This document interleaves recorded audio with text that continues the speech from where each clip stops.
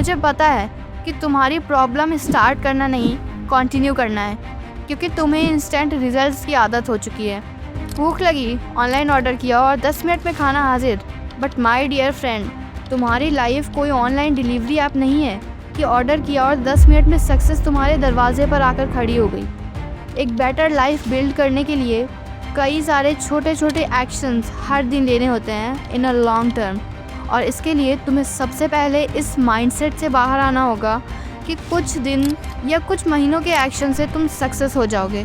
और एक famous dialogue तो तुमने सुना ही होगा, कहीं पहुंचने के लिए कहीं से निकलना ज़रूरी होता है। और यही वो चीज़ है जिसकी वजह से 90% लोग बीच में ही गिव अप कर देते हैं। और इसे हम कहते हैं the lack of visible results. यानी जब तुम कोई काम करते हो 1 दिन, 2 दिन, 1 हफ्ता या इवन 1 महीने तक, और तुम्हें कुछ खास रिजल्ट नहीं मिलता है, तो तुम्हें होती है डिसअपॉइंटमेंट। और इसी को जेम्स क्लियर ने अपनी बुक एटॉमिक हैबिट्स में वैले ऑफ डिसअपॉइंटमेंट कहा है, जिसे उन्होंने इस graph the plateau of latent potential की हेल्प से एक्सप्लेन किया है। जब तुम किसी काम को करना स्टार्ट करते हो तो तुम्हारी एक्सपेक्टेशंस होती हैं कि तुम्हें एक के बाद एक रिजल्ट मिलते जाएं and boom you become successful.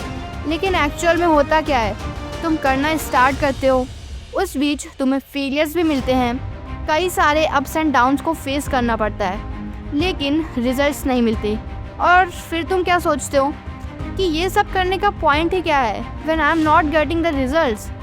और फिर तुम अपनी पुरानी हैबिट्स में वापस चले जाते हो। अब इसे हम एक एग्जाम्पल की हेल्प से समझते हैं। मान लो तुम्हारे सामने एक आइस क्यूब रखा हुआ है and the temperature is 25 degrees. धीरे धीरे टेम्परेचर इंक्रीज़ होता है, 26 डिग्रीज, 27, 28। आइस क्यूब अभी भी वैसा का वैसा ही तुम्हारे सामने रखा हुआ है। टेम्परेचर और बढ़ता है, 29 डिग्रीज, 30, 31, लेकिन अभी भी कुछ नहीं होता है। और फिर 32 डिग्री टेम्परेचर पर आइस क्यूब पिघलना स्टार्ट होता है। अब इससे तुम्हें क्या समझ आया? अरे यही कि आइस मेल्ट होने से पहले उसको खा लेना चाहिए।